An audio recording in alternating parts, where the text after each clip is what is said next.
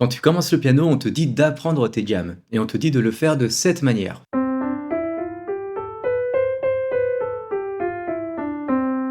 Tu joues des allers-retours et ça ne te mène absolument nulle part.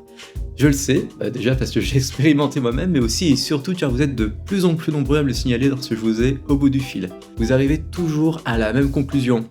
J'apprends mes gammes, mais j'ai pas l'impression que ça me fasse progresser. Et en plus, c'est super chiant.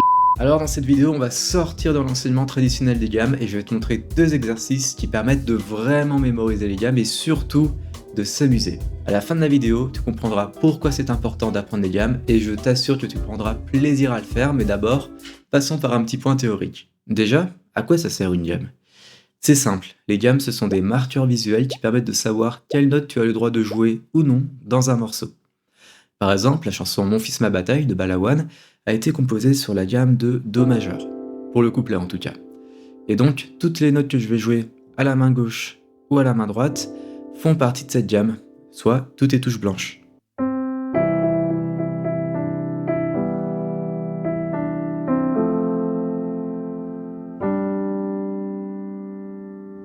Si j'essaie d'intégrer des notes qui ne sont pas dans la gamme, donc des touches noires, ça va tout de suite sonner horriblement faux.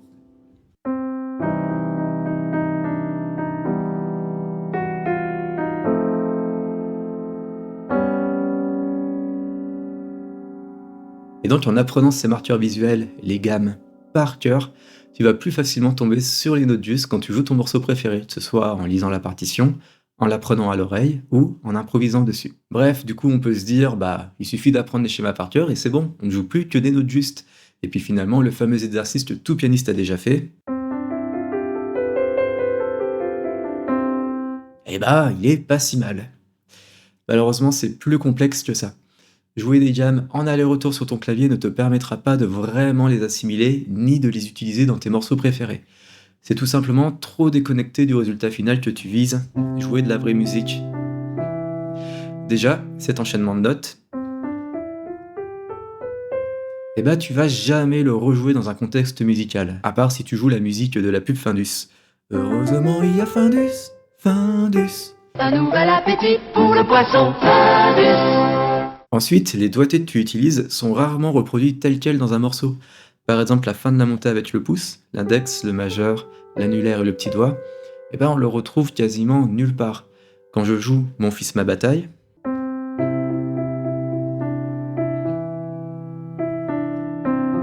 il n'y a que cette portion qu'on retrouve dans l'exercice d'aller-retour.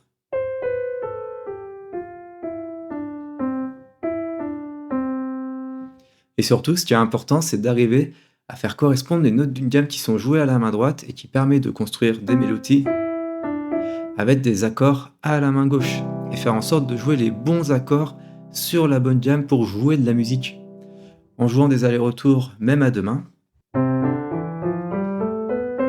tu travailles pas du tout cette coordination accord-mélodie. Tu travailles une coordination que tu ne mettras jamais en pratique dans tes morceaux. En réalité, cet exercice d'aller-retour, il peut être intéressant pour apprendre à faire ce passage de pouce.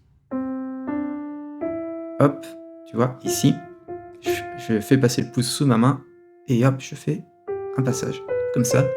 Et il est aussi utile pour travailler la dextérité. Mais il n'est pas intéressant pour mémoriser efficacement les gammes et jouer de la musique. Et c'est pour ça que quand tu le fais, tu comprends pas l'intérêt et ça te saoule.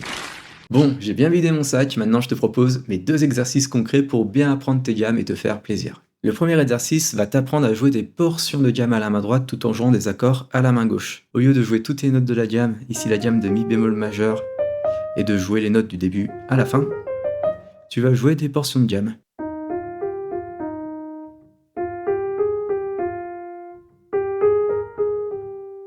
Et en même temps, à la main gauche, tu vas jouer les accords de la gamme. Premier accord de la gamme, deuxième accord de la gamme. Pour savoir quels accords jouer, tu peux récupérer ce mémo avec le schéma de la gamme et les schémas des différents accords de la gamme en dessous.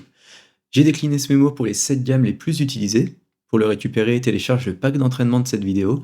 Le lien est dispo en description et en premier commentaire. Bref, à la main gauche, tu joues les accords dans l'ordre et on commence par le mi bémol majeur pour la gamme de mi bémol majeur. À la main droite, tu vas partir de la note principale de cet accord, le mi bémol, et tu joues ce motif en suivant les notes de la gamme. Tu utilises le pouce, l'index et le majeur. Ensuite, tu passes à l'accord numéro 2, le Fa mineur, et tu joues le motif à la main droite, mais cette fois en partant de la note principale du nouvel accord, le Fa. Et tu utilises toujours le pouce, l'index et le majeur. Tu continues, troisième accord, Sol mineur. Tu pars du Sol à la main droite. Quatrième accord, La bémol majeur. Tu pars du La bémol à la main droite. Toujours avec le même doigté. Cinquième accord, Si bémol majeur. Tu pars du Si bémol à la main droite. Sixième accord, Do mineur. Tu pars du Do à la main droite. Et septième accord, Ré diminué. Tu pars du Ré à la main droite. Et une fois que tu as fini, tu fais le chemin inverse. Do mineur. Si bémol majeur. La bémol majeur. Etc. Au final, ça donne ça.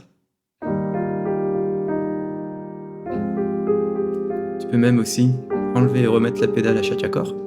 C'est la barre jaune qui clignote.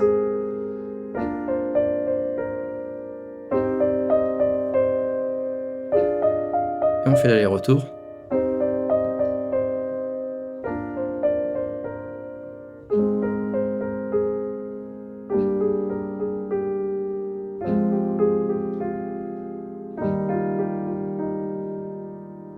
Si plaquer les accords c'est trop compliqué pour toi, plaque juste la première note de l'accord. Donc pour le Mi bémol majeur, c'est le Mi bémol.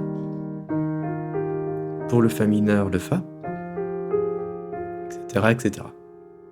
De cette façon, tu apprends à créer des marqueurs visuels à la main gauche et à la main droite en jouant quelque chose qui se rapproche de ce que tu feras quand tu joueras un morceau.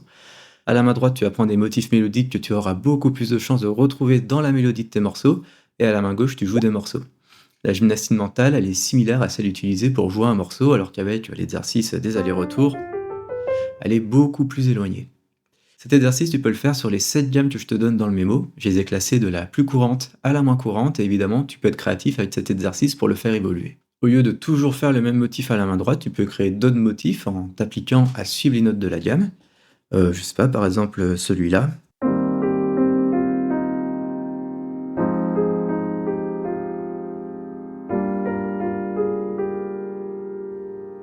Ou celui-là.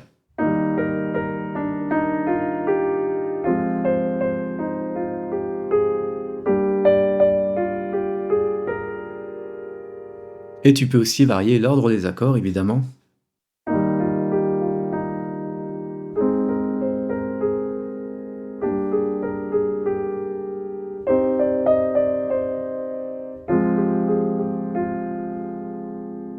Avant de passer au deuxième exercice, si tu aimes ma pédagogie et que tu souhaites m'encourager, le meilleur moyen c'est de t'abonner à la chaîne et de mettre un petit commentaire de remerciement. Pour ce deuxième exercice, on va s'amuser à créer des phrases musicales sur un accompagnement de piano.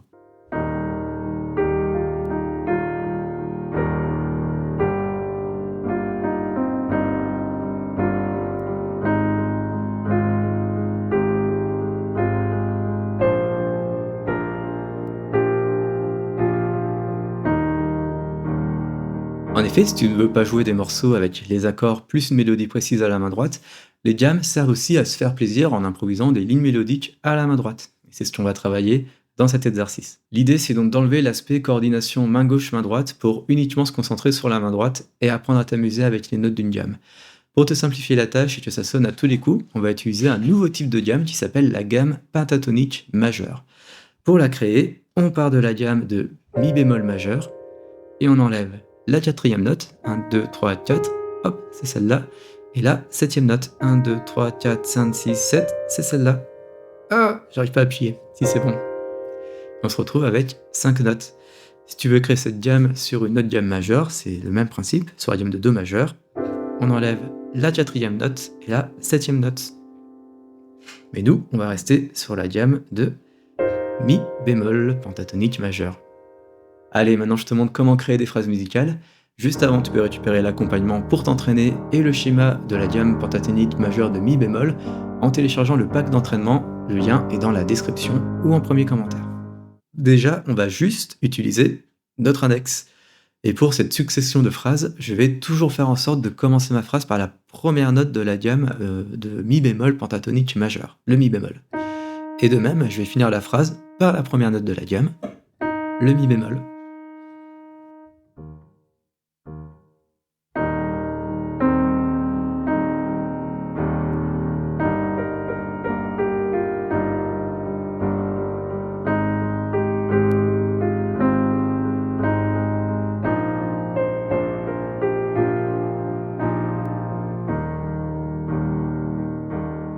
Ensuite, on va essayer de créer des empreintes avec notre main.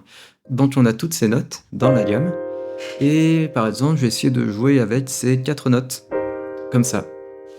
À partir de cette empreinte, donc je ne bouge plus la main, je ne vais plus du tout réfléchir aux notes que je joue, mais je vais essayer de faire des mouvements de doigts. Voilà, là je réfléchis pas du tout à ce que je joue, j'essaie juste de bouger mes doigts dans un ordre différent.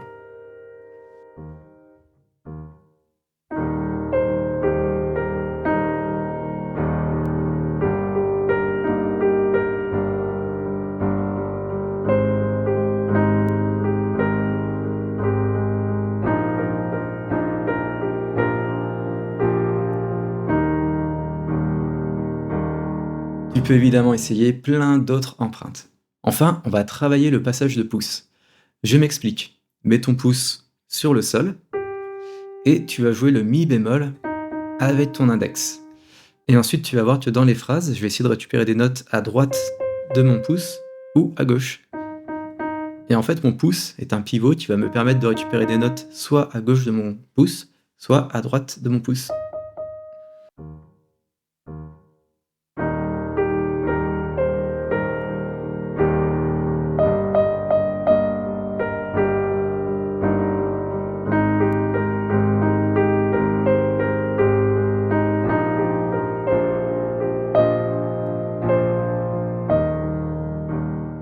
Enfin, petite session libre où je vais jouer tout ce qui me passe par la tête, et toi je t'invite à regarder si j'utilise des techniques dont j'ai parlé précédemment, ou non.